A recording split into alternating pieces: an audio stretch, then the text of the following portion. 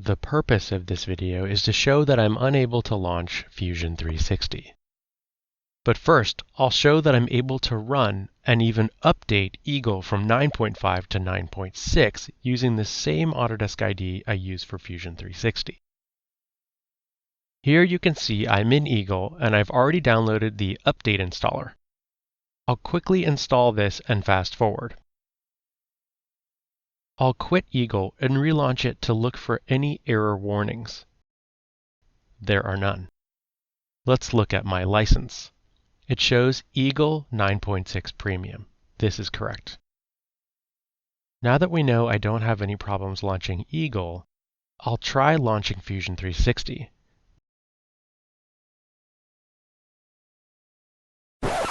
This error always pops up. I'll zoom in momentarily, then continue by pressing OK.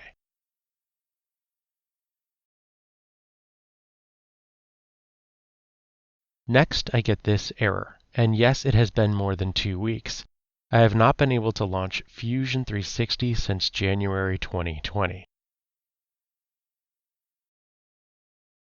Since I use a firewall called Little Snitch, you might wonder if it's blocking a server Fusion needs to communicate with. Unfortunately, that's not the problem. As you can see, the network filter is off, and all connections are being allowed in both directions. As a sanity check, I'll browse to autodesk.com in a web browser and click around. I'll load this message about COVID-19 and accounts. It loads without any errors.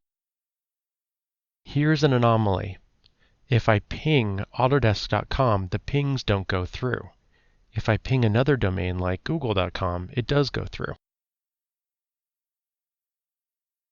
Now I'm going to launch Fusion 360 and watch the Little Snitch network monitor.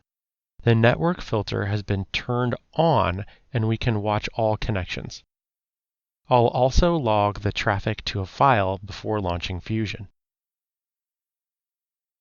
This little red dot means it's recording traffic associated with Fusion 360. Here's that same error. Notice it says Slicer for Fusion. Python packages. Press OK. We've seen this before. Now's where I'm stumped. I haven't denied any connections, yet Fusion thinks it's having to work offline. Can anyone help? I'll put my email and Oxygen ID in the description of the video. Many thanks.